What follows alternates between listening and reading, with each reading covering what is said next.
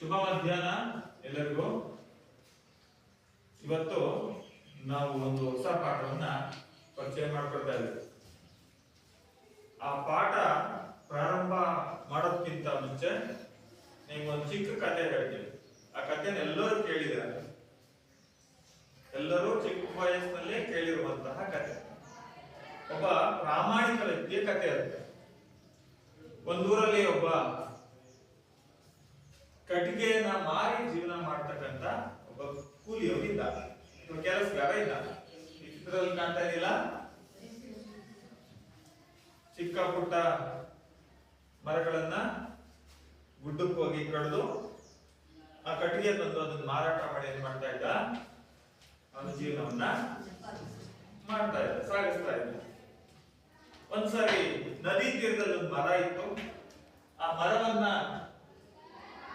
ಕಡಿತಾ ಇದ್ದಾಗ ಅಕಸ್ಮಾತ್ ಆಗಿ ಕೈ ಕಡಿಬೇಕಾದ್ರೆ ಕೊಡಲಿ ಜಾರಿ ಏನಾಯ್ತು, ನದಿ ಒಳಗೆ ಬಿದ್ಬಿಡ್ತು. ತಕ್ಷಣ ಅವನು ಹೇಳಿದಲ್ಲೇ ಬಡೇ ಇದ್ದಾಡೋದಕ್ಕೆ ಶುರು ಮಾಡ್ತಾನೆ. ಇದ್ದದ್ದೊಂದು ಜೀವನಾಧಾರಕ್ಕಿದ್ದೊಂದು ಕೊಡಲಿ, ಕೊಡಲಿನೇ ಇಲ್ಲಂಗ ಆಯ್ತಲ್ಲಪ್ಪ, ಏನ್ ಮಾಡ್ಲಿ, ಇನ್ ಯಾವ್ದ್ರಲ್ಲಿ ನಾನು ಜೀವನ ಸಾಗಿಸ್ಲಿ ಅನ್ನೋಷ್ಟು ಕಷ್ಟ ಆಗತ್ತೆ. ಯಾಕೆಂದ್ರೆ ಅವ್ನ್ ಕಟ್ಟಿಗೆ ಮಾರಿದ್ರಲ್ಲಿ ಒಂದೊತ್ತು ಊಟ ಹೆಂಡತಿ ಮಕ್ಕಳನ್ನ ಸಾಕೋಕೆ ಸಾಕಾಗ್ತಾ ಇರುತ್ತೆ. ಆ ನದಿ ತೀರದಲ್ಲಿ ಕುತ್ಕೊಂಡು ಅಳ್ತಾ ಇದ್ದಾಗ ತಕ್ಷಣ ಆ ನದಿ ತೀರದಲ್ಲಿ ಒಂದು ದೇವತೆ ಪ್ರತ್ಯಕ್ಷ ಆಗುತ್ತೆ. ಕಾಣಿಸ್ತಾ ಇದೆಯಾ? ಆ ದೇವತೆ ಪ್ರತ್ಯಕ್ಷ ಆಗಿ ಒಂದು ಕೈಯಲ್ಲಿ ಎಂತಹ ಕೊಡಲಿ, ಚಿನ್ನದ ಕೊಡಲಿ ತಂದು, ಏನಪ್ಪಾ ಈ ಕೊಡಲಿ ನದಿ ಒಳಗ್ ಬಿತ್ತು, ನಿಂದ ನೋಡು ಅಂತ ಕೇಳುತ್ತೆ ದೇವತೆ. ತಕ್ಷಣ ಅವನು ನೋಡ್ತಾನೆ. ನೋಡಿದ್ರೆ ಎಂತ ಕೊಡಲಿ ಅದು, ಕೊಡಲಿ. ಹೋಗಿದ್ದು ಕಬ್ಬಿಣದ ಕೊಡಲಿ, ಬಂದಿದ್ದು. ಅವನ್ ಏನ್ ಮಾಡ್ಬೇಕು, ಹೌದು ಹೌದು ನಂದೇ ಕೊಡಲಿ ಅಂತ ಅನ್ಬೇಕಾ, ಅನ್ಬಾರ್ದ? ಅನ್ಲಿಲ್ಲ. ಇಲ್ಲ ದೇವ, ಇದು ನನ್ನ ಕೊಡ್ಲಿ ಅಲ್ಲ, ಯಾರ್ದೋ ಚಿನ್ನದ ಕೊಡ್ಲಿ ಆಗಿದೆ, ನನ್ನ ಚಿನ್ನದ ಕೊಡ್ಲಿ ಅಲ್ಲ. ತಕ್ಷಣ ಮತ್ತೆ ಆ ಭಗವಂತ ನೀರೊಳಗೆ ಮುಳುಗಿ ಹೋಗ್ತಾನೆ. ಮುಳುಗಿ ಹೋಗಿ ಮತ್ತೊಂದು ಕೊಡ್ಲಿ ತರ್ತಾನೆ. ಯಾವ ಕೊಡ್ಲಿ ಅದು? ಬೆಳ್ಳಿ ಕೊಡ್ಲಿ. ನಿಂದ ಇದು. ಅವನು ಹೇಳ್ತಾನೆ, ಅಲ್ಲ ಅಲ್ಲ, ನಂದು ಈ ಕೊಡ್ಲಿ ಅಲ್ಲ, ನಂದು ಕಬ್ಬಿಣದ್ದು. ಸರಿ, ಮತ್ತೆ ಹೋಗ್ತಾನೆ, ಕಬ್ಬಿಣದ ಕೊಡ್ಲಿ ತರ್ತಾನೆ. ನೋಡು, ಇದು ನಿಂದ. ತಕ್ಷಣ ಅವನು ಏನ್ ಮಾಡ್ತಾನೆ, ಹೌದು ಭಗವಂತ, ಇದೇ ನನ್ನದು ಅಂತ ಹೇಳಿ ಇಸ್ಕೊಂಡಾಗ ಆ ಭಗವಂತ ಅವನಿಗೆ ಏನ್ ಮಾಡ್ತಾನೆ, ಮೆಚ್ಚಿ, ಎಷ್ಟು ಪ್ರಾಮಾಣಿಕ ಇದೆಯಾ ನೀನು. ಚಿನ್ನದ ಕೊಡ್ಲಿ ಬೇಕು ಅಂದಾಗ ಅದನ್ನ ಆಸೆ ಪಡ್ಲಿಲ್ಲ ನೀನು, ತಂದು ಕೊಟ್ಟಾಗ. ಬೆಳ್ಳಿ ತಂದು ಕೊಟ್ಟಾಗ ಆಸೆ ಪಡ್ಲಿಲ್ಲ. ನೀನ್ ಎಷ್ಟು ಪ್ರಾಮಾಣಿಕ ಇದೆಯಾ, ಅದಕ್ಕೋಸ್ಕರ ನೀನು ಪ್ರಾಮಾಣಿಕತೆಗೆ ಮೆಚ್ಚಿದೀನಿ, ತಗೋ ಅಂತ ಹೇಳಿ 3 ಕೊಡ್ಲಿನ ಕೊಡ್ತಾನೆ. ಅವನು ಆ ದೇವರ ಆಶೀರ್ವಾದ ಪಡೆದು ಗುರಿ ಬರ್ತಾನೆ. ಹೋಗ್ಬೇಕಾದ್ರೆ ಕಬ್ಬಿಣದ ಕೊಡ್ಲಿ ಹಿಡ್ಕೊಂಡು ಹೋದನು. ಬರ್ತಾ ಚಿನ್ನದ್ದು ಮತ್ತೆ ಬೆಳ್ಳಿದು ಎರಡೂ ಕೊಡ್ಲಿ ಹಿಡ್ಕೊಂಡು ಬಂದಿದ್ದನ್ನು ಒಬ್ಬ ಅವನ ಸ್ನೇಹಿತ ನೋಡ್ಬಿಡ್ತಾನೆ. ಇಲ್ಲಿ ಹೆಂಗಾಯ್ತು, ಏನಾಯ್ತು ಅಂತ ಅಂದಾಗ ಅವನ್ ನಡೆದದ್ದನ್ನು ಹೇಳ್ತಾನೆ. ಸತ್ಯವಂತ, ಹೌದಾ, ತಡಿ ನಾನು ಹೋಗ್ತೀನಿ ಅಂತ ಅದೇ ಜಾಗಕ್ಕೆ ಹೋಗಿ ಅಲ್ಲಿ ಕೊಡ್ಲಿ ಮರನ ಕಡಿತಾ ಬೇಕು ಅಂತ ಆ ಕೊಡ್ಲಿ ಏನ್ ಮಾಡ್ತಾನೆ, ಬಿಡ್ತಾನೆ. ಬಿಟ್ಟು ಅವನು ಅಳ್ತಾ ಕೂರ್ತಾನೆ. ಆ ಭಗವಂತ ಪ್ರತ್ಯಕ್ಷ ಆಗ್ತಾನೆ. ಪ್ರತ್ಯಕ್ಷ ಆಗಿ ಮೊದಲು ಚಿನ್ನದ ಕೊಡ್ಲಿ ತಂದು, ಮಗು ನೋಡು, ಇದೇ ನಿನ್ನ ಕೊಡ್ಲಿ ಅಂತ ಕೇಳಿದಾಗ ಆಸೆ ಬದುಕ ಭ್ರಷ್ಟ ಅವನೇನ್ ಮಾಡ್ತಾನೆ, ಹ್ಞೂ ಭಗವಂತ, ಇದೇ ನನ್ ಕೊಡ್ಲಿ ಅಂತ ದಿಸ್ಕೊಳ್ಳೋದಕ್ಕೆ ಹೋಗ್ತಾನೆ. ತಕ್ಷಣ ಭಗವಂತನಿಗೆ ಎಷ್ಟು ಕೋಪ ಬರುತ್ತೆ, ಆ ದೇವನಿಗೆ ಕೋಪ ಬರುತ್ತೆ. ಎಷ್ಟು ಭ್ರಷ್ಟ ಇದೆಯಾ ನೀನು, ಎಷ್ಟು ಆಸೆ ಬದುಕ, ಸುಳ್ಳು ಹೇಳ್ತೀಯ ಅಂತ ಹೇಳಿ ಆ ಕೊಡ್ಲಿನೂ ಮಾಯ ಮಾಡ್ತಾನೆ. ಅವನ್ ಕಬ್ಬಿಣದ ಕೊಡ್ಲಿನೂ ಮಾಯ ಆಗುತ್ತೆ. ಏನು ಇಲ್ಲಂಗೆ ಬರೀ ಕೈ ವಾಪಸ್ ಆಗ್ಬೇಕಾಗತ್ತೆ. ಈ ಕಥೆನೆಲ್ಲರೂ ಕೇಳಿದಿರಲ್ವಾ? ಈ ಕಥೆಯ ನೀತಿ ಏನ್ ಹಾಗಾದ್ರೆ? ಈ ಕಥೆಯ ನೀತಿ ಏನು? ಏನು? ಏನು? ಪ್ರಾಮಾಣಿಕತೆ. ಎದ್ದಿನ ಕಡೆ ಹೇಳ್ಬೇಕು ಗಟ್ಟಿಯಾಗಿ, ಏನು? ಪ್ರಾಮಾಣಿಕತೆ. ನಾವ್ಯಾವತ್ತು ಪ್ರಾಮಾಣಿಕರಾಗಿರ್ಬೇಕು. ಯಾರಿಗೆ ಪ್ರಾಮಾಣಿಕರಾಗಿರ್ಬೇಕು? ಯಾರಿಗೆ? ಒಂದು ಪ್ರಾಮಾಣಿಕತೆ ಅಲ್ವಾ? ಪ್ರಾಮಾಣಿಕತೆ.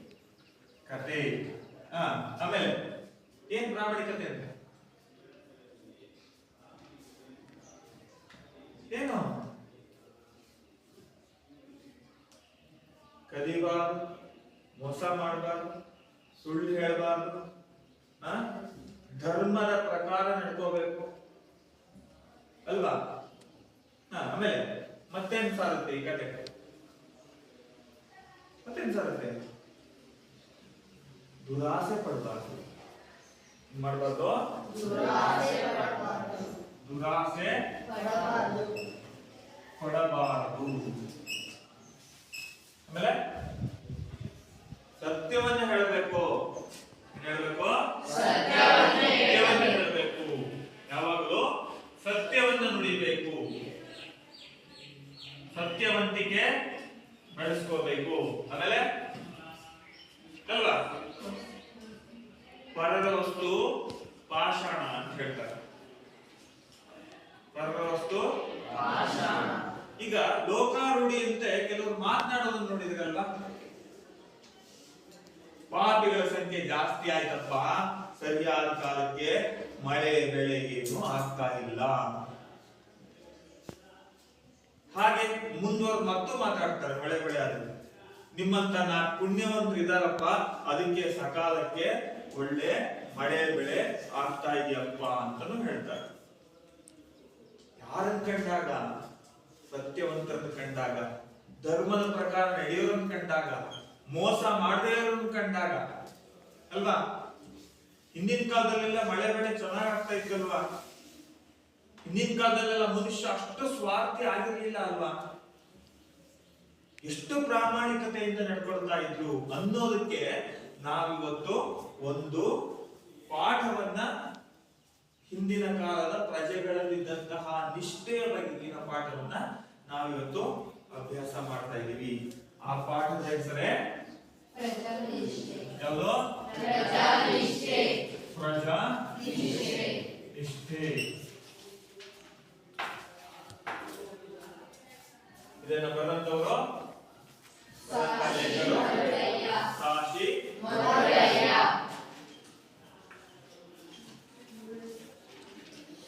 ಮರುಳಯ್ಯ. ಮಕ್ಕಳೇ, ಸಾಶಿ ಮರುಳಯ್ಯ ಅವರನ್ನ ನೀವು ಚಿತ್ರದಲ್ಲಿ ನೋಡಿದಿರಾ? ನಿಮ್ ಪುಸ್ತಕದಲ್ಲೇ ಚಿಕ್ಕದಾಗಿ ಒಂದು ಚಿತ್ರ ಇದೆ ಅಲ್ವಾ? ಈಗ ನಿಮಗೆ ತೋರಿಸ್ತೀನಿ. ಕಾಣಿಸ್ತಾ ಇದ್ದಾರಾ? ಚಿತ್ರದಲ್ಲಿ ಕಾಣಿಸ್ತಾ ಇದ್ದಾರಾ? ಎಲ್ಲರೂ ಕಾಣ್ತಾ ಇದೆಯಾ? ನೋಡಿ, ಇವರೇ ಸಾಶಿ ಮರುಳಯ್ಯ. ಪ್ರಸ್ತುತ ಅವರ ಒಂದು ನಾಟ್ಯ ಮಯೂರಿ ಅನ್ನುವಂತಹ ಒಂದು ಕಾದಂಬರಿ, ಆ ಕಾದಂಬರಿಯಿಂದ ಆಯ್ಕೆ ಮಾಡಿಕೊಂಡು ನಿಮ್ಗೆ ಮಕ್ಕಳು 9ನೇ ತರಗತಿ ಮಕ್ಕಳು ಅಭ್ಯಾಸ ಮಾಡೋದಕ್ಕೆ ಒಂದು ಪಾಠವನ್ನ ಇಟ್ಟಿರೋದು. ಅದು ವಿಶೇಷವಾಗಿ ಈ ವರ್ಷದಿಂದ ಮೊದಲನೇ ಪಾಠವಾಗಿ ನಿಮಗೆ ನಿಮ್ಮ ಪುಸ್ತಕದಲ್ಲಿ ಕಾಣಸಿಗುತ್ತೆ. ಸಾಶಿ ಮರುಳಯ್ಯ. ಸಾಶಿ ಅಂತಂದ್ರೆ ಸಾಸಲು ಶಿವರುದ್ರಯ್ಯ ಮರುಳಯ್ಯ ಅಂತ. ಅವರ ಪೂರ್ಣ ಹೆಸರೇನು? ಸಾಸಲು ಶಿವರುದ್ರಯ್ಯ ಮರುಳಯ್ಯ.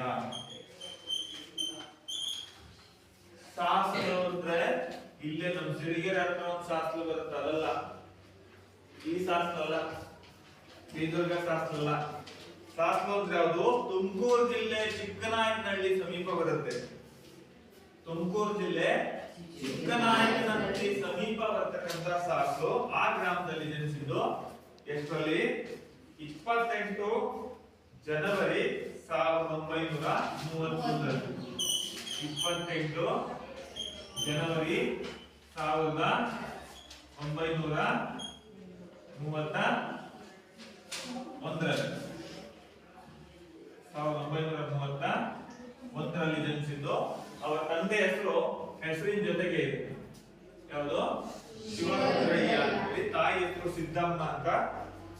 ಇವರು ಕ್ರಿಸ್ತ ಶಕ 1956ನೇ ಇಸ್ವಿ, ನೋಡ್ಕೊಳ್ತಾ ಇದ್ರಾ, ಮೈಸೂರು ವಿಶ್ವವಿದ್ಯಾಲಯದಲ್ಲಿ MA ಪದವಿಯನ್ನು ಪಡೆದು 71ನೇ ಇಸ್ವಿ ಕರ್ನಾಟಕ ವಿಶ್ವವಿದ್ಯಾಲಯದಿಂದ ಕೆಳದಿ ಅರಸರು ಮತ್ತು ಕನ್ನಡ ಸಾಹಿತ್ಯ ಈ ವಿಷಯ ಕುರಿತು ಮಂಡಿಸಿದಂತಹ ಮಹಾಪ್ರಬಂಧಕ್ಕೆ ಅವರಿಗೆ PhD ಪದವಿ ಲಭಿಸಿತು.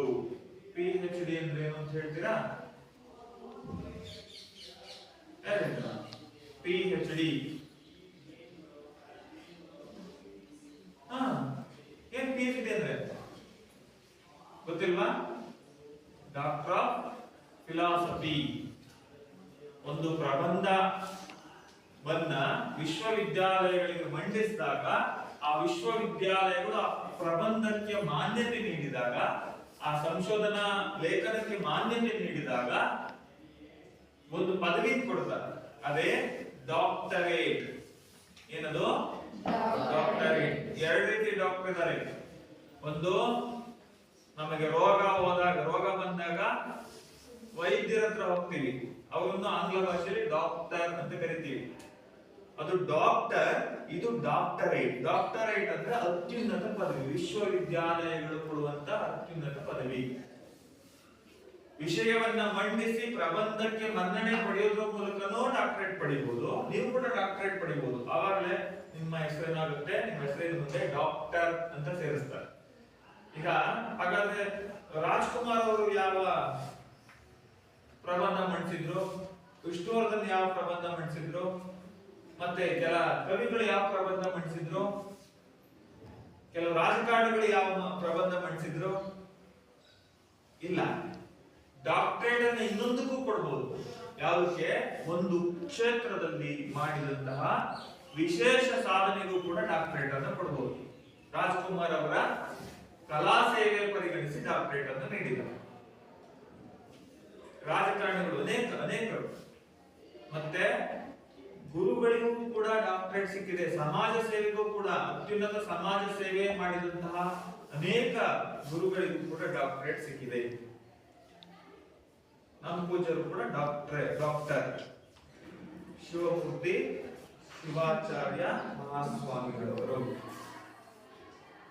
ಸೇವಾ ಕ್ಷೇತ್ರ, ಸಾಹಿತ್ಯ ಕ್ಷೇತ್ರ, ಸಿನಿಮಾ, ಕ್ರೀಡೆ, ಅತ್ಯುನ್ನತ ಸೇವೆ ಮಾಡಿದವರು ಕೂಡ ವಿಶ್ವವಿದ್ಯಾಲಯಗಳು ಗುರುತಿಸಿ ಡಾಕ್ಟರೇಟ್ ಅನ್ನ ನೀಡ್ತಾರೆ. ಇವರು ಅವಾಗಿನ್ನೂ ಸಾಕ್ಷಿ ಮರಳಿಗೆ ಯಾರು ಅಂತ ಯಾರಿಗೂ ಗೊತ್ತಿರಲಿಲ್ಲ.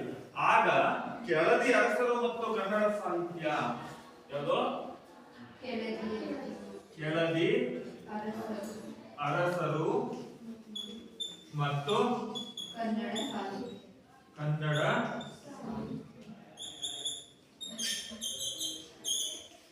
ಸಾಹಿತ್ಯ ಈ ವಿಷಯ ಕುರಿತು ಅವರು ಮಂಡಿಸಿದಂತಹ ಮಹಾಪ್ರಬಂಧಕ್ಕೆ ಡಾಕ್ಟರೇಟ್ PhD ಪದವಿಯನ್ನ ನೀಡಿತು. ಯಾವುದು? ಯಾವ ವಿಶ್ವವಿದ್ಯಾಲಯ? ಕರ್ನಾಟಕ ವಿಶ್ವವಿದ್ಯಾಲಯ. 1995ರಿಂದ 98ರವರೆಗೆ ಕನ್ನಡ ಸಾಹಿತ್ಯ ಪರಿಷತ್ತಿನ ಅಧ್ಯಕ್ಷರು ಕೂಡ ಆಗಿದ್ರು. ಹಾಗಾದ್ರೆ ಈಗಿನ ಕನ್ನಡ ಸಾಹಿತ್ಯ ಪರಿಷತ್ತಿನ ಅಧ್ಯಕ್ಷರು ಯಾರು ಹೇಳ್ತೀರಾ? ಕನ್ನಡ ಸಾಹಿತ್ಯ ಪರಿಷತ್ ಇದೆ. ಕಳೆದ ವರ್ಷ ನಾವು ಸಿರಿಗೆರೆಯಲ್ಲಿ ನವೆಂಬರ್ 1ನೇ ತಾರೀಕು, ನವೆಂಬರ್ ತಿಂಗಳಂದು ಕನ್ನಡ ರಾಜ್ಯೋತ್ಸವ ಆಚರಿಸಿದಾಗ ಅವರನ್ನು ಕರೆಸಿದ್ವಿ. ಯಾರು ಗೊತ್ತಿಲ್ವಾ? ಮಹೇಶ್ ಜೋಶಿ, ಕನ್ನಡ ಸಾಹಿತ್ಯ ಪರಿಷತ್ತಿನ ಅಧ್ಯಕ್ಷರು. ಇವರು 95ರಿಂದ 98ರವರೆಗೆ 3 ವರ್ಷಗಳ ಕಾಲ ಕನ್ನಡ ಸಾಹಿತ್ಯ ಪರಿಷತ್ನ ಅಧ್ಯಕ್ಷರಾಗಿದ್ರು. ಭಾಷಾ ಆಯೋಗದ ಸದಸ್ಯರಾಗಿ ಸೇವೆ ಸಲ್ಲಿಸಿದ್ದಾರೆ. ಇವರ ಪ್ರಮುಖ ಕೃತಿಗಳು ಯಾವಪ್ಪ ಅಂತ ಸುಮಾರಿದೆ. ಅದರಲ್ಲಿ ಪ್ರಮುಖವಾದಂಥವು ಈ ಕಡೆ ಬರೀತೀನಿ: ಶಿವತಾಂಡವ,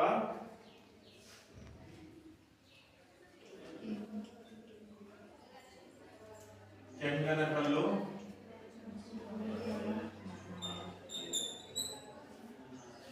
ವಚನ ವೈಭವ,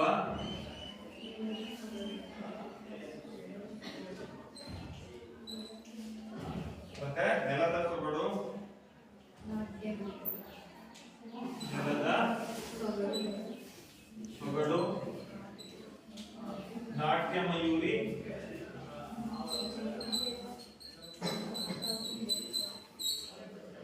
ನಾಟ್ಯ ಮಯೂರಿ, ವಿಜಯ ವಾತಾಪಿ,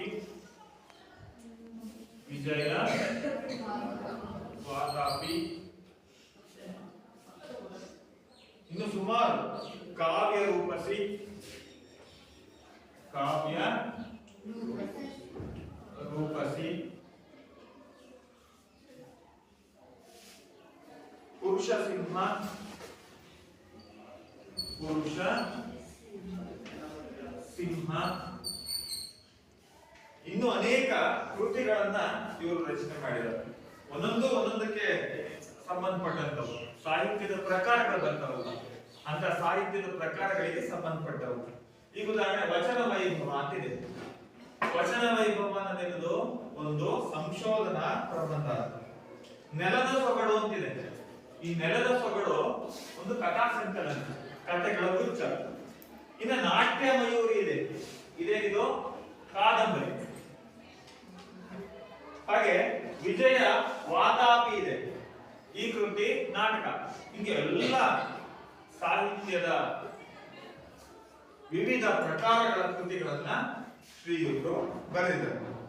ಇವರಿಗೆ ಕರ್ನಾಟಕ ರಾಜ್ಯೋತ್ಸವ ಪ್ರಶಸ್ತಿ, ಕರ್ನಾಟಕ ಸಾಹಿತ್ಯ ಅಕಾಡೆಮಿ ಪ್ರಶಸ್ತಿ, ದೇವರಾಜ್ ಬಹದ್ದೂರ್ ಪ್ರಶಸ್ತಿ, ಹೀಗೆ 10 ಹಲವು ಪ್ರಶಸ್ತಿಗಳು ಇವರನ್ನ ಆರಿಸಿಕೊಂಡು ಬಂದಿದ್ದಾರೆ.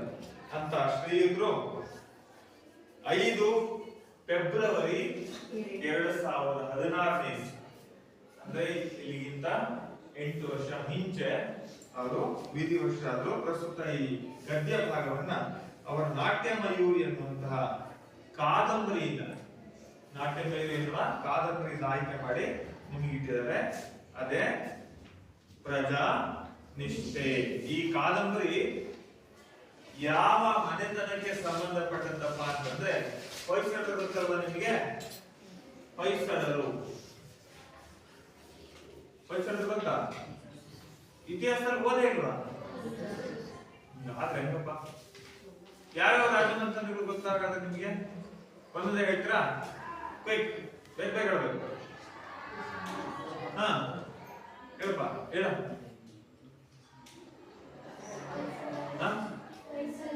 ಹೊಯ್ಸಳರು ಗುಡ್, ಚೋಳರು ವೆರಿ ಗುಡ್, ಗಂಗರು ವೆರಿ ಗುಡ್, ದ್ವಾರ ಸಮುದ್ರದ ಹೊಯ್ಸಳರು, ದ್ವಾರ ಸಮುದ್ರದ ಹೊಯ್ಸಳರು ವೆರಿ ಗುಡ್. ಆಮೇಲೆ ಆಯ್ತು, ಚೋಳರು, ಚಾಲುಕ್ಯರು, ಪಲ್ಲವರು ವೆರಿ ಗುಡ್, ಕದಂಬರು. ಕದಂಬ ಮನೆತನ ಕನ್ನಡದ ಮೊಟ್ಟ ಮೊದಲ ಮನೆತನ. ಕದಂಬ ರಾಜ ಮಯೂರವರ್ಮ ಕನ್ನಡದ ಮೊಟ್ಟ ಮೊದಲ ರಾಜ, ಗೊತ್ತಲ್ವಾ? ಮತ್ತೆ ಮತ್ತೆ ಗಂಗರು ವಿಜಯನಗರದ ಅರಸರು, ಒಡೆಯರು, ಅನೇಕ ರಾಜಮನೆತನಗಳು ಬರ್ತಾರೆ. ಅದರಲ್ಲಿ ಹೊಯ್ಸಳ ರಾಜಮನೆತನಕ್ಕೆ ಸಂಬಂಧಪಟ್ಟದ್ದು. ನಿಮಗೆ ದ್ವಾರ ಸಮುದ್ರ ಅಂದ್ರೆ ಯಾವುದು ಅಂತ ಗೊತ್ತಾ?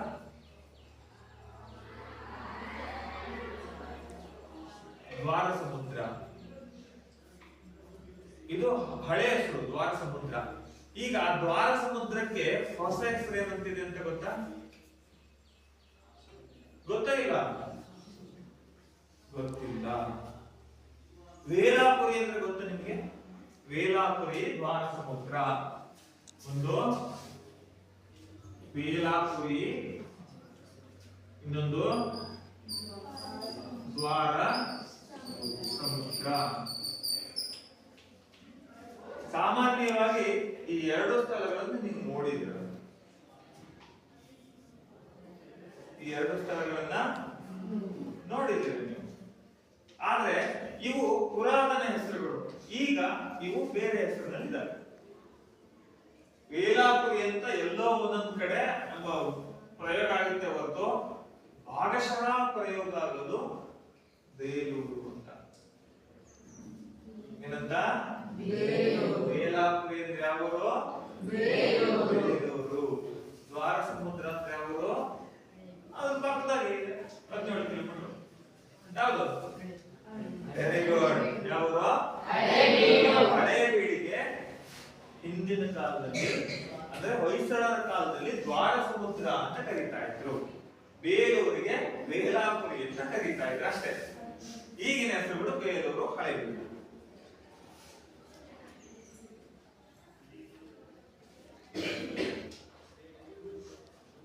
ಏನಾಯ್ತು?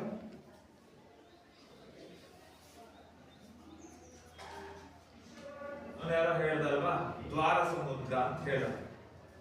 ನೋಡಲ್ಲಿ ರಾಜಧಾನಿ ಬದಲಾವಣೆ ಮಾಡ್ತಾರ ಅವರು ಹೊಯ್ಸಳರು.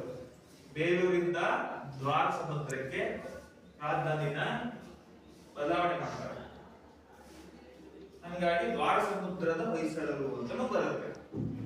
ಈಗ ನೀವು ಗಮನಿಸಿದ್ರ ಏನಂತ? ಬನವಾಸಿ ಗಂಗರು, ಮಾನ್ಯಕೇಟದ ರಾಷ್ಟ್ರಕೂಟರು,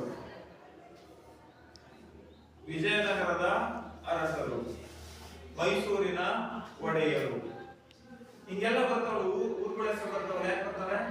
ಯಾಕಪ್ಪ ಅಂದ್ರೆ ಅದು ಆ ರಾಜರು ಕೇಂದ್ರ ಸ್ಥಾನವಾಗಿಸಿ ಆಡಳಿತ ನಡೆಸ್ತಾ ಇದ್ರು, ಅದನ್ನು ರಾಜಧಾನಿಯಾಗಿ ಮಾಡ್ಕೊಂಡಿದ್ರು. ಅದಕ್ಕೋಸ್ಕರ ಅವರ ಮನೆತನದ ಜೊತೆಗೆ ರಾಜಧಾನಿ ಹೆಸರು ಕೂಡ ತಳೆದು ಹಾಕೊಂಡಿರುತ್ತೆ, ಬೆಸ್ಕೊಂಡಿರುತ್ತೆ. ನೋಡ್ಕೊಳ್ರಿ, ಪುಸ್ತಕ ತೆಗಿರಲ್ಲ, ತೆಗೆದು ನೋಡ್ಕೊಡ್ರಿ, ನೀಟಾಗಿ ನೋಡ್ಕೋಬೇಕು. ನೋಡಿ, ಕನ್ನಡ ಸಾಹಿತ್ಯದಲ್ಲಿ ಕಾದಂಬರಿಕಾರರಾಗಿ ಗುರುತಿಸಿಕೊಂಡಂತಹ ಅನೇಕ, ನಾನು ಬರೀ ಕನ್ನಡ ಕವಿಗಳ ಬಗ್ಗೆ ಹೇಳ್ತಾ ಇದ್ದೇನೆ, ಅನೇಕ ಕವಿಗಳಿದ್ದಾರೆ. ಅದರಲ್ಲಿ ಯಾರಪ್ಪ ಅಂತಂದ್ರೆ, ಕಾದಂಬರಿಗಳಲ್ಲಿ ಹಲವಾರು ರೀತಿಯ ಕಾದಂಬರಿಗಳು ಬರ್ತವೆ. ಕಾದಂಬರಿ ಅಂದ್ರೆ ಒಂದೇ ಅಲ್ಲ, ಪ್ರಬಂಧ ಅಂದ್ರೆ ಒಂದೇ ಅಲ್ಲ, ನಾಟಕ ಅಂದ್ರೆ ಒಂದೇ ಅಲ್ಲ. ಧಾರ್ಮಿಕ ನಾಟಕಗಳು, ಸಾಮಾಜಿಕ ನಾಟಕಗಳು, ಮತ್ತೆ ಮತ್ತೆ ಅವು ಧರ್ಮಕ್ಕೆ, ದೇವರಿಗೆ ಸಂಬಂಧವು, ಪುರಾಣಕ್ಕೆ ಸಂಬಂಧವು ಪೌರಾಣಿಕ ನಾಟಕಗಳು ಅಂತ ಕರಿತೀವಿ, ಹೌದಲ್ವಾ? ಪ್ರಬಂಧದಲ್ಲಿ ಸಾಮಾನ್ಯ ವಿಷಯದ ಪ್ರಬಂಧ ಇರುತ್ತೆ, ವಿಚಾರವಂತಿಕೆಯ ಪ್ರಬಂಧ ಇರ್ತದೆ, ವೈಚಾರಿಕ ಪ್ರಬಂಧ ಅಂತ ಕರಿತೀವಿ. ವಿಜ್ಞಾನದ ಏನೋ ವಿಷಯದ ಬಗ್ಗೆ ಇರುತ್ತೆ, ಅದು ವೈಜ್ಞಾನಿಕ ಪ್ರಬಂಧ ಅಂತ ಕರಿತೀವಿ. ಈ ರೀತಿ ಕಾದಂಬರಿಗಳಲ್ಲೂ ಕೂಡ ಹಲವಾರು ರೀತಿಯ ಕಾದಂಬರಿಗಳಿದಾವೆ. ಯಾವ ರೀತಿ ಇದಾವೆ?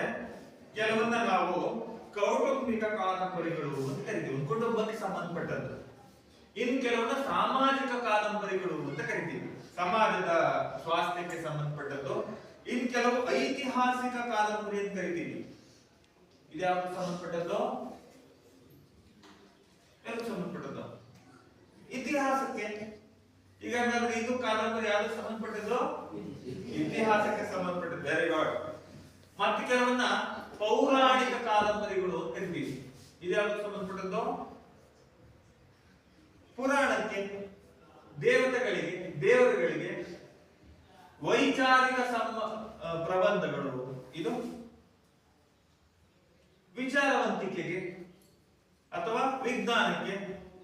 ಪತ್ತೇದಾರಿ ಪ್ರಬಂಧಗಳು, ಪತ್ತೇದಾರಿ ಕಾದಂಬರಿಗಳು, ಇದ್ಯಾವುದಕ್ಕೆ ಸಂಬಂಧಪಟ್ಟದ್ದು? ಪತ್ತೇದಾರಿ ಅಂದ್ರೆ ಗೊತ್ತಾ? ಈಗ ಪ್ರಚಲಿತ ವಿದ್ಯಮಾನದಲ್ಲಿ ಟಿವಿ ಆನ್ ಮಾಡಿದ್ರೆ ಸಾಕು, ನ್ಯೂಸ್ ಚಾನೆಲ್ ಎಲ್ಲ ಒಂದು ದೊಡ್ಡ ನ್ಯೂಸ್ ಬರ್ತಾ ಇದೆ. ಯಾವ ನ್ಯೂಸ್ ಅದು? ಯಾವ ನ್ಯೂಸ್ ಅದು? ಯಾರು ಗೊತ್ತೇ ಇಲ್ವಾ? ಯಾವ ನ್ಯೂಸ್? ಏನಪ್ಪ ಯಾವ ನ್ಯೂಸ್? ಉಸಿರೇ ಬಿಡಲ್ಲ. ಯಾವ ನ್ಯೂಸ್? ಯಾರೋ ಒಬ್ಬ ವ್ಯಕ್ತಿ ಕೊಲೆ ಮಾಡಿರ್ತಾನೆ. ಇರ್ಲಿ, ಯಾರು ಮಾಡಿರ್ತಾನೆ, ಸುಳಿದೇ ಇರಲ್ಲ. ಪೊಲೀಸ್ ಏನ್ ಮಾಡ್ತಾರೆ? ಒಂದೊಂದೇ ಸಾಕ್ಷ್ಯಗಳನ್ನು ಸಂಗ್ರಹಿಸ್ತಾ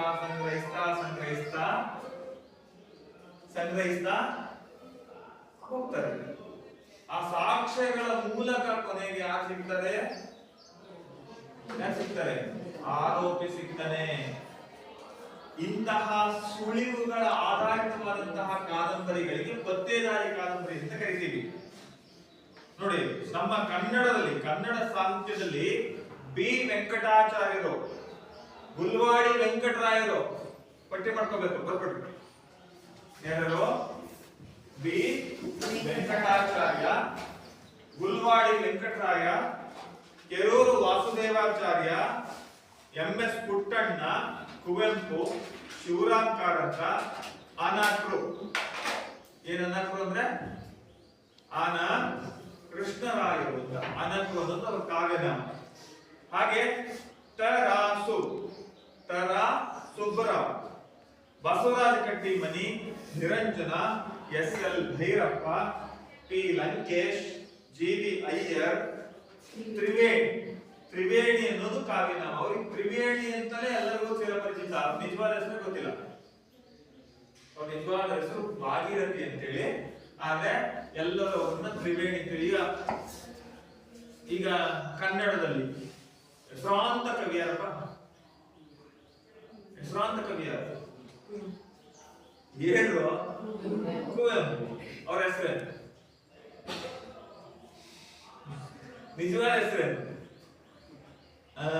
ಪುಟ್ಟಪ್ಪ. ಪುಟ್ಟಪ್ಪ ಅಂತ ಹೆಸರು ಗೊತ್ತು, ಅವ್ರ ಕಾವ್ಯನಾಮ ಅಷ್ಟೇ ಗೊತ್ತು.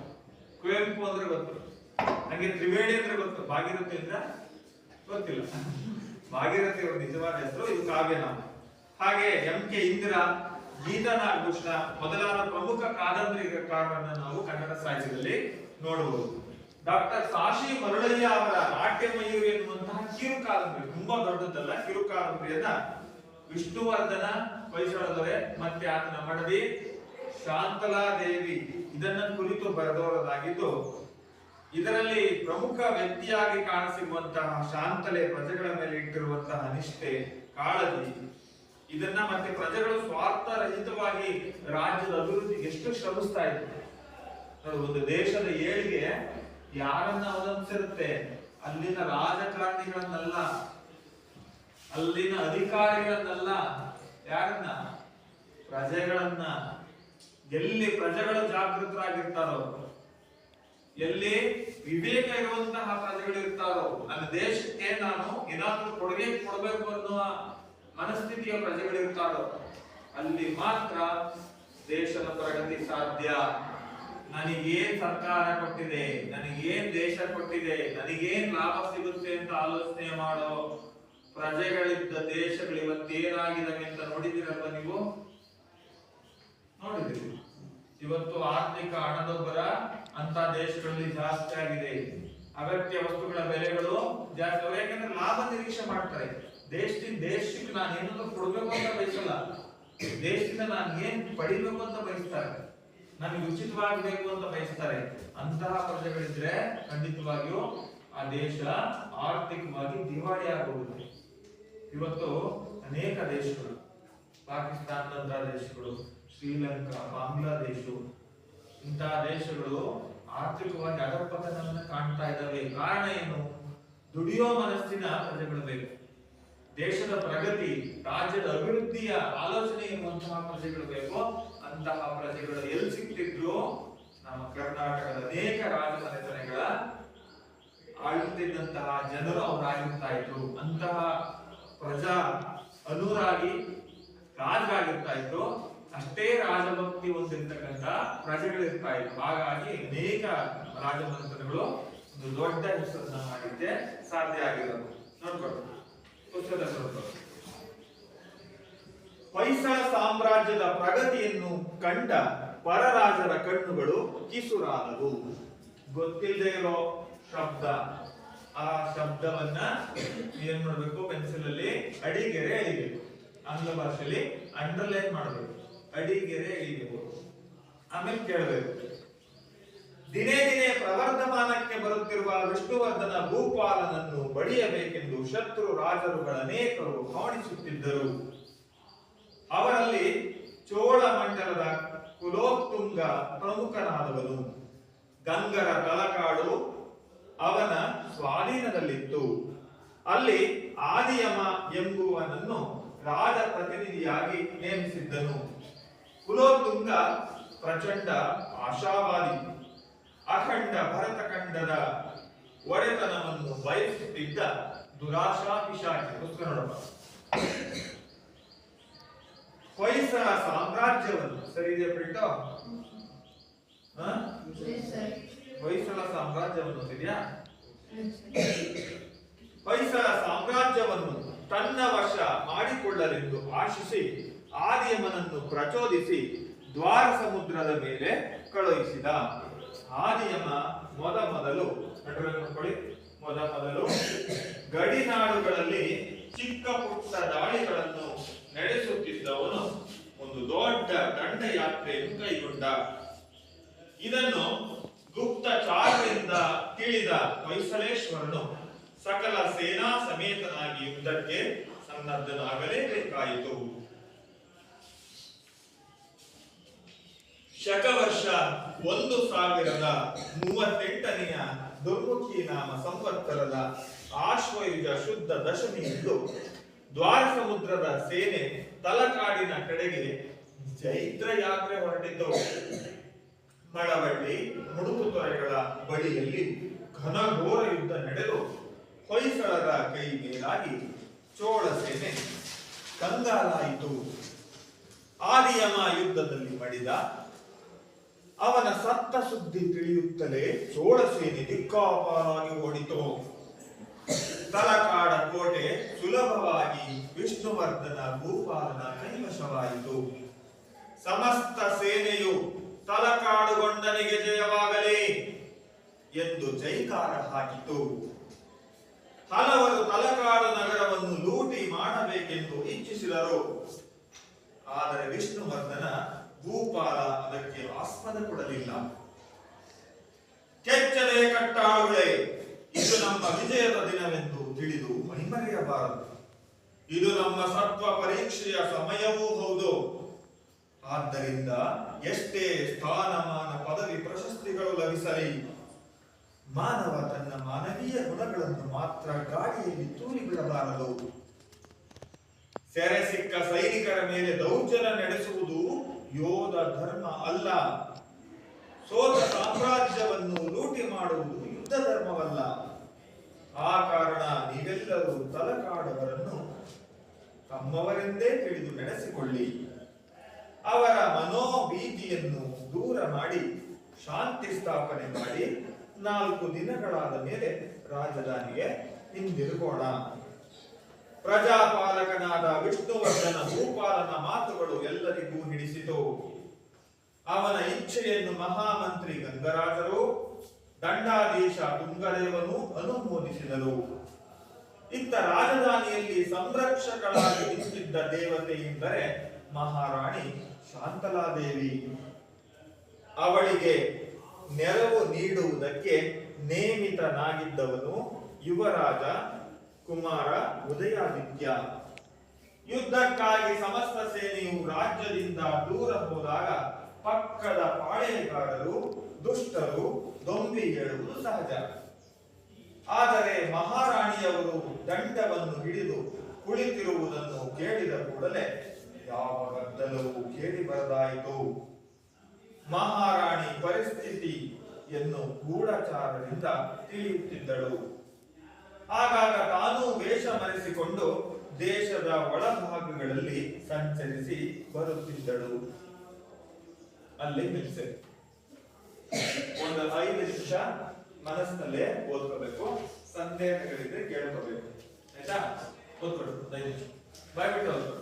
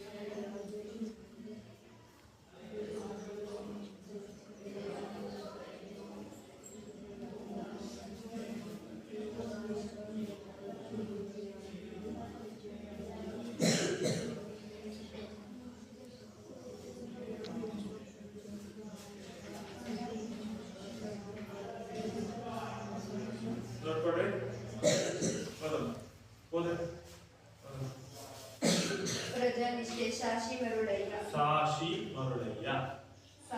ಮರುಳಯ್ಯ ಹೊಯ್ಸಳ ಸಾಮ್ರಾಜ್ಯದ ಪ್ರಗತಿಯನ್ನು ಕಂಡ ಪರರಾಜರ ಕಣ್ಣುಗಳು ಕಿಸಲಾದವು. ದಿನೇ ದಿನೇ ಪ್ರವರ್ಧಮಾನಕ್ಕೆ ಬರುತ್ತಿರುವ ವಿಷ್ಣುವರ್ಧನ ಗೋಪಾಲನನ್ನು ಬಡಿಯಬೇಕೆಂದು ಶತ್ರು ರಾಜರುಗಳನೇಕರು ಹವಣಿಸುತ್ತಿದ್ದರು. ಅವರಲ್ಲಿ ಚೋಳಮಂಡಲದ ಕುಲೋತುಂಗ ಪ್ರಮುಖನಾದವನು. ತುಂಗರ ಸಭಾಗಳು ಅವನ ಸ್ವಾಧೀನವಿತ್ತು. ಅಲ್ಲಿ ಆದ್ಯಮ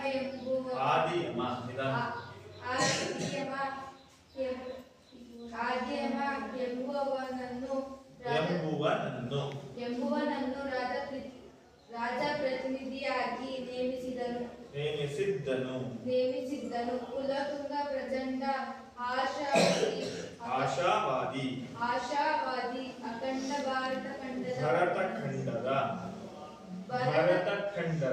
ಭರತಖಂಡದ ಒಡೆತನವನ್ನು ಬಯಸುತ್ತಿದ್ದ ದುರಾಶಾ ಪಿಶಾಚಿ. ಗುಡ್. ನೆಕ್ಸ್ಟ್. ಹೊಯ್ಸಳ ಸಾಮ್ರಾಜ್ಯವನ್ನು ತನ್ನ ವಶ ಮಾಡಿಕೊಳ್ಳಲೆಂದು ಆಶಿಸಿ ಆದಿಯಮನನ್ನು ಪ್ರಚೋದಿಸಿ ದ್ವಾರ ಸಮುದ್ರದ ಮೇಲೆ ಕಳುಹಿಸಿದ. ಆದಿಯಮ ಮೊದಲು ಗಡಿನಾಡುಗಳಲ್ಲಿ ಚಿಕ್ಕ ಪುಟ್ಟ ದಾಳಿಗಳನ್ನು ನಡೆಸುತ್ತಿದ್ದವನು. ಒಂದು ದೊಡ್ಡ ದಂಡ ಸಂಖ್ಯೆಯನ್ನು ಕೈಗೊಂಡ ಇದನ್ನು ಗುಪ್ತಚಾರರಿಂದ ತಿಳಿದ ಹೊಯ್ಸಳೇಶ್ವರನು ಸಕಲ ಸೇನಾ ಸಮೇತನಾಗಿ ಯುದ್ಧಕ್ಕೆ ಸನ್ನದ್ಧನಾಗಲೇಬೇಕಾಯಿತು. ಗುಡ್. ನೆಕ್ಸ್ಟ್. ಶಕವರ್ಷ 1038ನೇ ವಿಕ್ರಮ ಸಂವತ್ಸರದ ಅಶ್ವಯುಜ ಶುದ್ಧ ದಶಮಿಯಂದು ದ್ವಾರ ಸಮುದ್ರದ ಸೇನೆ ತಲಕಾಡಿನ ಕಡೆಗೆ ಜೈತ್ರಯಾತ್ರೆ ಹೊರಟಿತು. ಒಳಬಳ್ಳಿ ಮುಳುಗು ತೊರೆಗಳ ಬಳಿಯಲ್ಲಿ ಘನಘೋರ ಯುದ್ಧ ನಡೆದು ಹೊಯ್ಸಳರ ಕೈಮೇಲಾಗಿ ಚೋಳ ಸೇನೆ ಕಂಗಾಲಾಯಿತು. ಆದಿಯಮ ಯುದ್ಧದಲ್ಲಿ ಮಡಿದ ಅವನ ಶಬ್ದ ಸುದ್ದಿ ತಿಳಿಯುತ್ತಲೇ ಚೋಳ ಸೇನೆ ದಿಕ್ಕಾಪಾಲಾಗಿ ಓಡಿತು.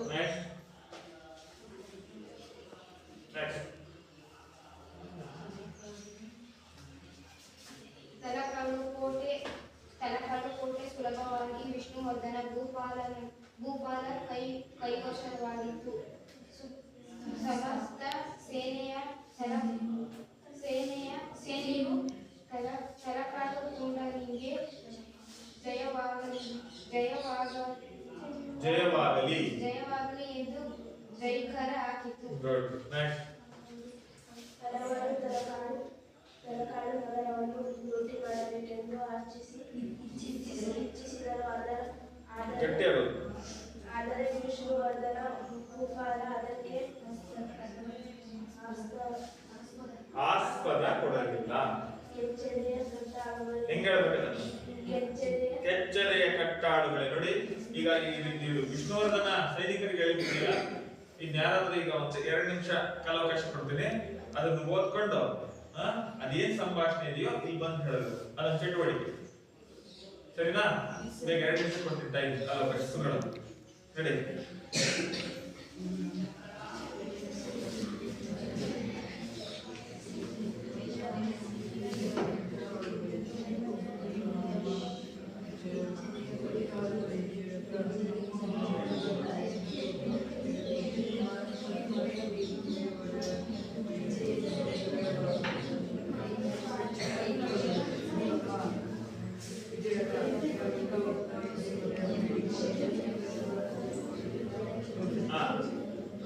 ರೆಡಿನಾ? ಓದ್ಬಿಟ್ರಾ?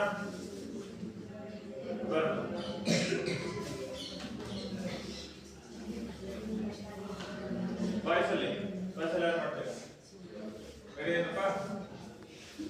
ಬರ.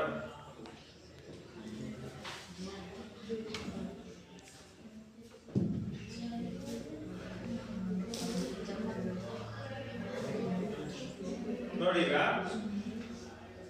ತಲಕಾಡ ಕೋಟೆ ವಿಷ್ಣುವರ್ಧನ ಕೈವಶ ಆಯ್ತು. ಆವಾಗ ಸೈನಿಕರೆಲ್ಲ ಏನಂತ ಹೇಳಿದ್ರು? ಮಹಾರಾಜರೇ, ತಲಕಾಡು ಕೋಟೆ ನಮ್ಮ ವಶ ಆಗಿದೆ ಅಂದ ಮೇಲೆ ನಾವೇನ್ ಮಾಡೋಣ ಈಗ ಇಡೀ ತಲಕಾಡನ್ನ ಲೂಟಿ ಮಾಡ್ಬಿಡೋಣ. ಲೂಟಿ ಮಾಡೋದು ಅಂದ್ರೆ ಜನರನ್ನೆಲ್ಲ ಹೆದರಿಸಿ ಬೆದರಿಸಿ ಅವರಲ್ಲಿರೋ ದುಡ್ಡು, ಹಣ, ಬೆಲೆ ಬಾಳುವಂತಹ ವಸ್ತುಗಳು ಎಲ್ಲ ಚಿನ್ನ, ಬೆಳ್ಳಿ ಎಲ್ಲ ಬಾಚ್ಕೊಂಡು ಮತ್ತು ವಾಪಸ್ಸು ನಮ್ಮ ಸಾಮ್ರಾಜ್ಯಕ್ಕೆ ಹೋಗೋದು. ಆವಾಗ ರಾಜ ವಿಷ್ಣುವರ್ಧನ ತನ್ನ ಸೈನಿಕರಿಗೆ ಏನ್ ಹೇಳ್ದ? ಹೇಳು ಏನ್ ಹೇಳ್ದ? ಕೆಚ್ಚದೆಯ ಕೈ ಬಿಡು, ಕೈ ಬಿಡು, ಕೈ ಬಿಡು.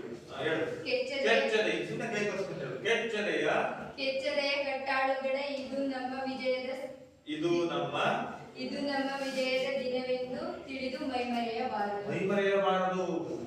ಅದನ್ನ ಸ್ವಲ್ಪ ಆಸ್ವಾದಿಸ್ತಾ ಹೇಳು. ಇದು ನಮ್ಮ ವಿಜಯ ದಿನವೆಂದು ತಿಳಿದು ಮೈಮರೆಯಬಾರದು.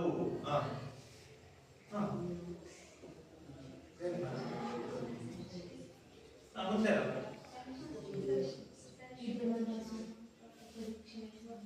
ಇದು ನಮ್ಮ ಹೇಳ್ತೀರ ಎಷ್ಟಿದೆ? ತುಂಬಾ ಇದೆ ಅದು. ಇದು ನಮ್ಮ ಕೆಚ್ಚೆದೆಯ ಕಟ್ಟಾಳುಗಳೇ, ಇದು ನಮ್ಮ ವಿಜಯದ ದಿನವೆಂದು ತಿಳಿದು ಮೈಮರೆಯಬಾರದು. ಇದು ನಮ್ಮ ಸತ್ವ ಪರೀಕ್ಷೆಯ ಸಮಯವೂ ಹೌದು. ಆದ್ದರಿಂದ ಎಷ್ಟೇ ಸ್ಥಾನಮಾನ, ಪದವಿ, ಪ್ರಶಸ್ತಿಗಳು ಲಭಿಸಲಿ, ಮಾನವ ತನ್ನ ಮಾನವೀಯ ಗುಣಗಳನ್ನು ಮಾತ್ರ ಗಾಳಿಯಲ್ಲಿ ದೂರಿ ಬಿಡಬಾರದು. ತುಂಬಾ ಇದೆ. ನಾನು ಇಷ್ಟು ಒಂದು ಬ್ಯಾಗ್ ಇದೆ, ಅದೆಲ್ಲ ವಿಷ್ಣುವರ್ಧನ ಹೇಳಿದ್ದೆ. ಅಷ್ಟೆಲ್ಲ ಬರ್ತೀನಪ್ಪ. ಕ್ಲಾಸ್ ಹೊಡಿರಿ.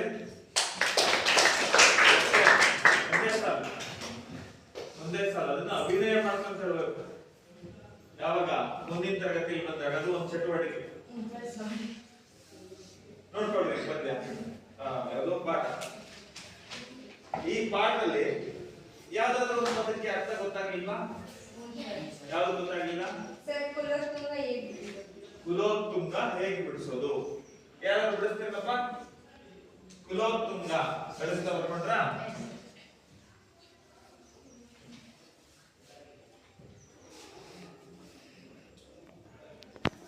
ಕುಲೋತ್ತುಂಗ ಈ ಪದ ಏನಮ್ಮ? ಈ ಪದ ಯಾರು ಬಿಡಿಸ್ತೀರಾ?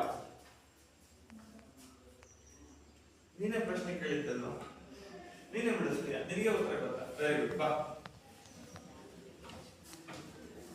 ಪ್ರಶ್ನೆ ಗೊತ್ತಿತ್ತು ಕೇಳ್ದ, ಪ್ರಶ್ನೆ ಉತ್ತರ ಗೊತ್ತಿತ್ತು ಕೇಳ್ದ. ಕುಲೋತ್ತುಂಗ ನೋಡ್ಕೊಡ್ರಿ. ಕುಲ ಪ್ಲಸ್ ಉತ್ತುಂಗ ಯಾವ ಸಂಧಿ ಆಗುತ್ತೆ? ಗುಣಸಂಧಿ. ಯಾವ ಸಂಧಿ? ಹೆಂಗಮ್ಮ ಇದು ಗುಣಸಂಧಿ? ಸ್ವಲ್ಪ ವಿವರಿಸಿ ಹೇಳ್ತೀನಮ್ಮ. ಹೆಂಗೆ ಕುಲೋತ್ತುಂಗ ಹೆಂಗಮ್ಮ ಗುಣಸಂಧಿ ಆಗುತ್ತೆ ಅಂತ ಹೇಳ್ತಾ ಇದ್ರು. ಸರಿನಾ? ಸರಿನಾ? ಸರಿನಾ? ಹೆಂಗಮ್ಮ ಹೇಗೆ ಗುಣಸಂಧಿ ಆಗುತ್ತೆ? ಏನ್ ಮಾಡ್ತಾರೆ?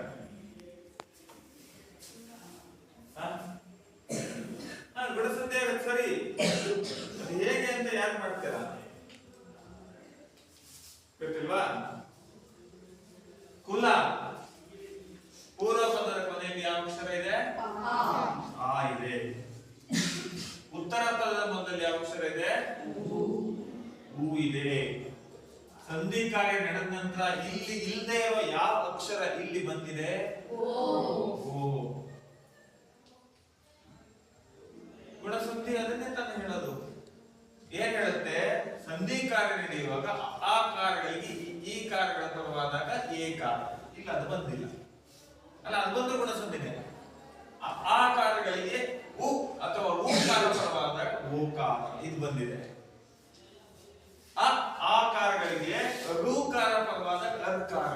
ಈ ಮೂರು ಆಕಾರ ಟೀಕಾರ ಪರವಾದ ಏಕಾರ, ಆಕಾರ ಉಕಾರ ಪರವಾದ ಓಕಾರ, ಆಕಾರ ಉಕಾರ, ಆಕಾರ ಋಕಾರ ಪರವಾದಾಗ ಅರ್ಕಾರ. ಇದು ಬಂದ್ರೆ ಅಂತಹ ಸಂಧಿ ನಾವೇನಂತ ಕರಿತೀವಿ? ಅಂತ ಕರಿತೀವಿ. ಗುಡ್. ಕರೆಕ್ಟ್ ಆಗಿ ಬಿಡಿಸಿರೋದು ಕುಲ ಪ್ಲಸ್ ಉತ್ತುಂಗ ಕುಲೋತ್ತುಂಗ. ನೋಡಿ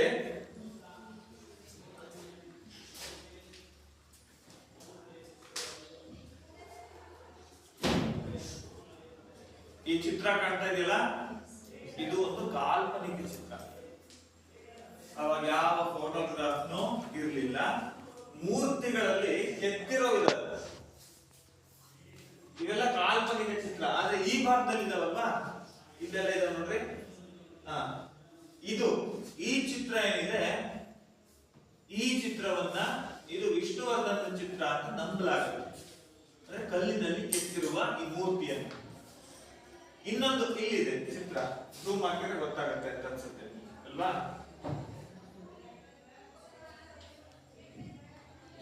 ಕಾಣ್ತಾ ಇದೆಯಾ?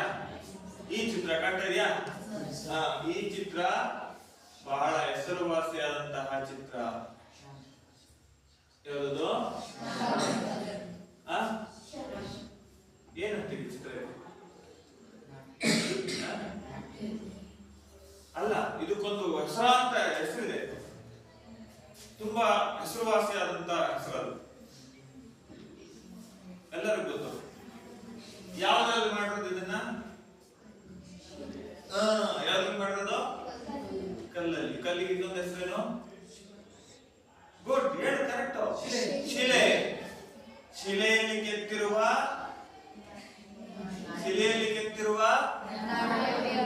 ಅಯ್ಯೋ, ಶಿಲೆಯಲ್ಲಿ ಕೆತ್ತಿರುವ ಬಾಲೆ. ಅವಳನ್ನು ಏನಂತ ಕರೀತಾರೆ? ಶಿಲಾಬಾಲಿಕೆ ಅಂತ ಕರೀತಾರೆ. ಏನಂತ ಕರೀತಾರೆ? ವಿಷ್ಣುವರ್ಧನ ಮತ್ತೆ ಹೊಯ್ಸಳ ಸಾಮ್ರಾಜ್ಯ ಕಲೆಗೆ ಎಷ್ಟು ಉತ್ತೇಜನ ಕೊಡ್ತಿತ್ತು, ನೃತ್ಯಕ್ಕೆ ಎಷ್ಟು ಉತ್ತೇಜನ ಕೊಡ್ತಿತ್ತು ಅಂತಂದ್ರೆ, ನೃತ್ಯಕ್ಕೆ ಹೆಸರಾದ ಶಾಂತಲೆಯನ್ನ ನೃತ್ಯದಲ್ಲಿ ಸೋಲಿಸ್ತಕ್ಕಂಥವ್ರು ಯಾರು ಇರ್ಲಿಲ್ಲ ಅಂತೆ.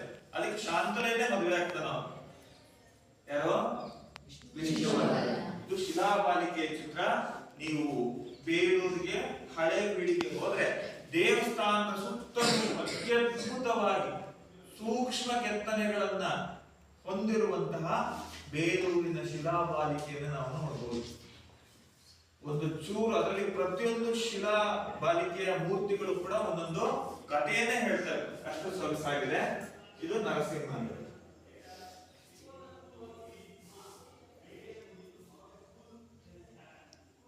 ಕಾಣಿಸ್ತಾ ಇದೆಯಾ? ಇದೆಲ್ಲ ಬೇಲೂರು, ಹೊಳೆಬೀಡು ಮತ್ತೆ ಸೋಮನಾಥಪುರದಲ್ಲಿ ಇರ್ತಕ್ಕಂಥ ಚಿತ್ರಗಳು. ಇದು ಒಂದು ಕಾಲ್ಪನಿಕ ಚಿತ್ರ ಅಷ್ಟೇ.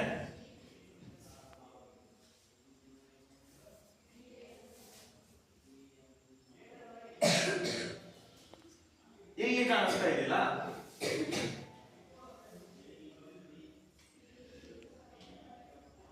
ಇಲ್ಲಿ ಕಾಣಿಸ್ತಾ ಇದೆಯಲ್ಲ, ಕಾಣಿಸ್ತಾ ಇದೆಯಾ? ಇದು ಏನಾಗಾದ್ರೆ ಇದು ವಿಡಿಯೋ ಕಡೆ ಇದೇನಿದು? ಇದು ಲಾಂಛನ. ಯಾವ ಲಾಂಛನ? ಒಂದು ಹುಲಿಯನ್ನ ಕೊಲ್ಲುತ್ತಿರುವಂತಹ ಲಾಂಛನ. ಒಬ್ಬ ವ್ಯಕ್ತಿ, ಒಬ್ಬ ಯುವ ತರುಣ ಹುಲಿಯನ್ನು ಏನ್ ಮಾಡ್ತಾನೆ, ಅದ್ರ ಜೊತೆ ಯುದ್ಧ ಮಾಡಿ ಅದನ್ನ ಕೊಲ್ತಾ ಇದ್ದಾನೆ. ಇದು ರಾಜಲಾಂಛನ. ಹೊಯ್ಸಳರ ರಾಜಲಾಂಛನ ಯಾವುದಪ್ಪ ಅಂತಂದ್ರೆ, ಹುಲಿಯನ್ನ ಕೊಲ್ಲುತ್ತಿರುವ, ಅದನ್ನು ಸುದತ್ತಾಚಾರ್ಯರ ಕಥೆ ಗೊತ್ತದೆಯಲ್ಲ ನಮಗೆ, ಒಂದು ಸಿನಿಮಾ ಹಾಡಿನಲ್ಲೇ ಇದೆ. ಕನ್ನಡ ನಾಡಿನ ರನ್ನಗರತನ ಕೇಳೋ ಕಥೆಯನ್ನ, ನಾ ಹೇಳೋ ಕಥೆಯನ್ನ. ಕೇಳಿಲ್ವಾ? ಕೇಳಿ. ಅದರಲ್ಲಿ ಇಡೀ ಹೊಯ್ಸಳ ಮಂಥನ ಹೇಗೆ ಪ್ರಾರಂಭ ಆಯ್ತು ಅಂತಿದೆ. ಅವರ ಲಾಂಛನ ಅದು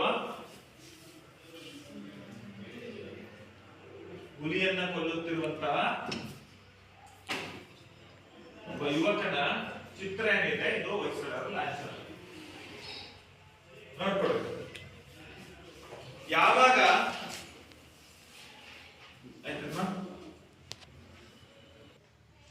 ಹೊಯ್ಸಳ ಸಾಮ್ರಾಜ್ಯದ ಪ್ರಗತಿಯನ್ನ, ಏಳಿಗೆಯನ್ನು ಕಂಡಂತಹ ಅನೇಕ ರಾಜರ ಕಣ್ಣುಗಳು ಏನಾದವು? ಕಿಸುರಾದವು. ಕಿಸುರಾದವು ಅಂದ್ರೆ ಅರ್ಥ ಕೆಂಪಾದವು.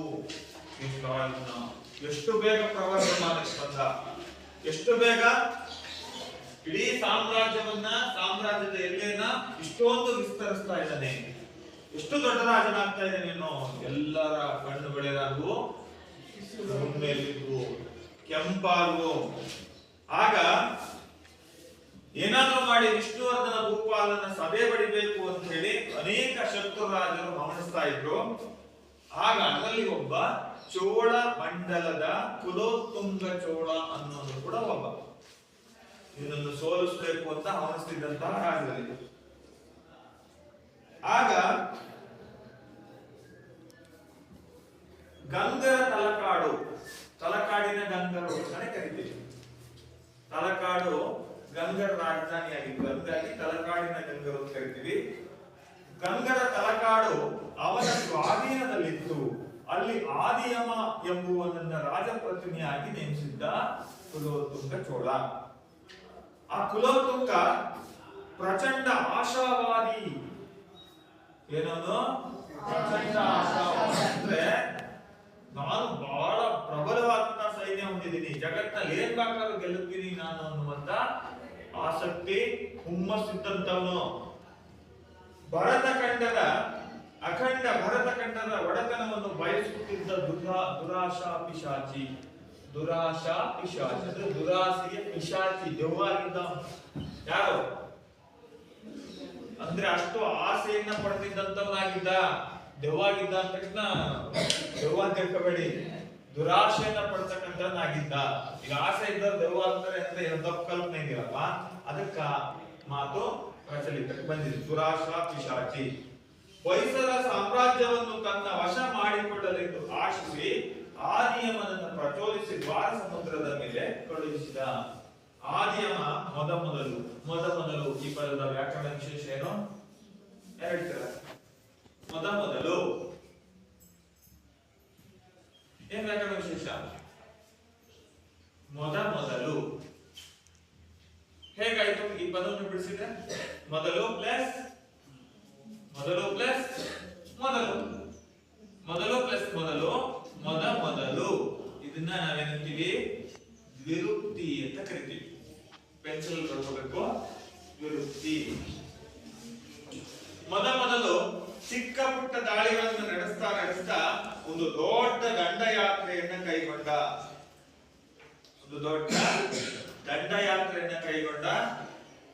ಇದನ್ನ ಗುಪ್ತಚಾರರಿಂದ ತಿಳಿದಂತಹ ಹೊಯ್ಸಳೇಶ್ವರ ಅವನು ದಂಡಯಾತ್ರೆ ಬರ್ತಾ ಇದ್ದಾನೆ. ಯಾರು? ಆದಿಯಮ ಯಾರು? ಕುಲೋತ್ತುಂಗನ ಸೇನಾಪತಿ. ಯಾವಾಗ ಇದಕ್ಕೆ ತಲಕಾಡಿಗೆ ಅವನನ್ನು ನೇಮಿಸಿದ್ದ ನೋಡ್ಕೋ ಅಂತ, ಅವನು ದಂಡಯಾತ್ರೆ ಬರ್ತಾ ಇದ್ದ. ಇದು ಹೇಗೋ ವಿಷಯ ಹೊಯ್ಸಳೇಶ್ವರನಿಗೆ ಗೊತ್ತಾಯ್ತು. ಅವನೇನ್ ಮಾಡ್ದ? ಸೇನಾ ಸಮೇತನಾಗಿ ಸಿದ್ಧನಾಗಿ ಯುದ್ಧಕ್ಕೆ ಸನ್ನದ್ಧನಾಗಿ ನಿಂತ. ಯುದ್ಧದ ಕಾಲ ಕೂಡ ಇದೆ. ಎಷ್ಟು? ಶಕವರ್ಷ 1038ನೇ ದುರ್ಮುಖಿ ನಾಮ ಸಂವತ್ಸರದ ಅಶ್ವಯುಜ ಶುದ್ಧ ದಶಮಿಯಂದು ದ್ವಾರ ಸಮುದ್ರದ ಸೇನೆ ತಲಕಾಡಿನ ಕಡೆಗೆ ಜೈತ್ರ ಯಾತ್ರೆ ಹೊರಟಿತು. ಎಲ್ಲೆಲ್ಲಿ? ಆ ಕಡೆ ಭಾಗದಲ್ಲಿ ಬರ್ತವೆ ಮಳವಳ್ಳಿ, ಮುಡುಕುತೊರೆ, ಬಡಿಯಲ್ಲಿ ಘನ ಘೋರ ಯುದ್ಧ ನಡೆಯಿತು. ಯಾರ ನಡುವೆ? ಚೋಳರ ಸೇನಾನಿ ಆರ್ಯಮ ಮತ್ತೆ ಹೊಯ್ಸಳ ದೊರೆ. ಯಾರ ನಡುವೆ? ಹೊಯ್ಸಳ ದೊರೆ ವಿಷ್ಣುವರ್ಧನ ನಡುವೆ. ಕಂಡು ಕಂಗಾಲಾಯ್ತು. ಆದಿಯಮ ಯುದ್ಧದಲ್ಲಿ ಸತ್ತೋಗ್ತಾನೆ, ಮಡಿತಾನೆ. ಇವನು ಸತ್ತ ಸುದ್ದಿ ಕೇಳುತ್ತಲೇ ಚೋಳ ಸೇನೆ ದಿಕ್ಕಾಪಾಲಾಗಿ ಏನ್ ಮಾಡುತ್ತೆ? ಓಡ್ ಹೋಗುತ್ತೆ. ತಲಕಾಡ ಕೋಟೆ ಸುಲಭವಾಗಿ ವಿಷ್ಣುವರ್ಧನ ಭೂಪಾಲನ ಕೈವಶ ಆಯಿತು. ಎಲ್ಲರೂ ಸೈನಿಕರು ಗಟ್ಟಿಯಾಗಿ ಶುರು ಮಾಡಿದ್ರು. ತಲಕಾಡು ಗೊಂಡನಿಗೆ ಜಯವಾಗಲಿ, ತಲಕಾಡು ಗೊಂಡನಿಗೆ ಜಯವಾಗಲಿ ಎನ್ನುವ ಜಯಕಾರವನ್ನ ಎಲ್ಲರೂ ಹಾಕೋದಕ್ಕೆ ಶುರು ಮಾಡಿದ್ರು. ಅನೇಕ ಜನ ಸೈನಿಕರಿಗೆ ಅವ ಗುರುಪು ಹೆಂಗಿದ್ರು ತಲಕಾಡು ಗೆದ್ಬಿಟ್ಟಿದೀವಿ ನಾವು ಅಂತ. ಏನ್ ಮಾಡ್ಬೇಕು ನಾವೀಗ? ಇದ್ಬದನ್ನೆಲ್ಲ ಲೂಟಿ ಹೊಡಿಬೇಕು. ಸೈನಿಕ ಇವ್ರನ್ನೆಲ್ಲ ಪ್ರಜೆಗಳನ್ನ ಎದುರಿಸಿ ಅವರಿರೋ ಬೆಲೆ ಬಾಳೋದನ್ನೆಲ್ಲ ಕಸಿಬೇಕು ಅಂತ. ಅವಾಗ ಸಮಾಧಾನದ ಮಾತು ಹೇಳ್ತಾನೆ. ನೋಡಿ, ಕೆಚ್ಚದೆ ಕಟ್ಟಾಳುಗಳೇ, ಗೆಲುವು ಸಿಗುತ್ತೆ ನಿಜ, ಹಾಗಂತ ನೀವು ಗೆಲುವುದರಲ್ಲಿ ಮನುಷ್ಯತ್ವ ಮೈಮರಿಬಾರ್ದು, ಗಾಳಿ ತೂರಬಾರ್ದು. ನಾವು ಮನುಷ್ಯರೇ, ಪಾಪ ಅವ್ರು ಭಯ ಪಟ್ಟಿರ್ತಾರೆ. ನಾವು 4 ದಿವಸ ಇಲ್ಲೇ ಇರೋಣ, ಆ ಜನಕ್ಕೆ ಏನು ನಾವು ಮಾಡಲ್ಲ ಅಂತ ಗೊತ್ತಾಗ್ಲಿ, ಅವಾಗ ಅವರು ಕೂಡ ಧೈರ್ಯವಾಗಿ ಇರ್ತಾರೆ. ಎಂತ ಒಳ್ಳೆ ರಾಜ ಸಿಕ್ಕಿದ್ದಾನೆ. ಈಗ ಬದಲಾಯ್ತಲ್ವಾ? ಯಾರಿಂದ? ಚೋಳರಿಂದ ಬದಲಾಗಿ ಹೊಯ್ಸಳರ ಕೈ ಸಿಕ್ತು ತಲಕಾಡು. ರಾಜ ಬದಲಾದ. ಈ ರಾಜ ಏನ್ ಮಾಡ್ತಾನೋ ಅನ್ನೋ ಭಯ ಇರುತ್ತ, ಭಯ ಹೋಗ್ಲಾಡಿಸ್ಬೇಕು ಅಂತ ಹೇಳಿ ಎಲ್ಲರಿಗೂ ಸಮಾಧಾನ ಮಾಡ್ತಾನೆ. ಎಲ್ಲರೂ ಒಪ್ತಾರೆ, ಎಂತ ರಾಜನಪ್ಪ ಅಂತ ಹೇಳಿ ಒಪ್ಪಿಗೆ ಮಾತುಗಳನ್ನ ಆಡ್ತಾರೆ. ಅದೆಲ್ಲ ಆದ್ಮೇಲೆ 4 ದಿವಸ ವಾಪಸ್ ಹೋಗೋಣ ಅಂತ ಹೇಳ್ತಾನೆ. ಎಲ್ಲರೂ ಅವನ ಮಾತುಗಳನ್ನ ಸಮ್ಮತಿಸ್ತಾರೆ. ಇಷ್ಟು ಇವತ್ತಿನ ಪಾಠ. ನಾಳೆ ನೀವು ಬರ್ತಾ ಅದನ್ನ ಹೇಳಬೇಕು. ಯಾವ್ದನ್ನ? ತನ್ನ ಸೈನಿಕರಿಗೆ, ಅದೊಷ್ಟು ಒಂದು ಪ್ಯಾರ ಬರೆದಿದ್ದಷ್ಟು ಸೈನಿಕರಿಗೆ ಏನೆಂದು ಹೇಳಿ ಹುರಿದುಂಬಿಸ್ತಾ ಹೊಯ್ಸಳ ವಿಷ್ಣುವರ್ಧನ. ಅದನ್ನ ಚಟುವಟಿಕೆ ಆಗಿ ಹೇಳಬೇಕು. ನಾಳೆ ನಾನು ಯಾಕೆ ಕರೀತೀನಿ ಅವ್ರು ಬಂದು ಅದನ್ನ ಅಭಿನಯದ ಮೂಲಕ ಹೇಳಬೇಕು. ಒಂದು ಹೋಮ್ವರ್ಕ್ ಕೊಟ್ಟರು. ಅದೇ ವಿಷ್ಣುವರ್ಧನ ಭೂಪಾಲ ತನ್ನ ಸೇನೆಗೆ ಏನೆಂದು ಹೇಳಿದನು.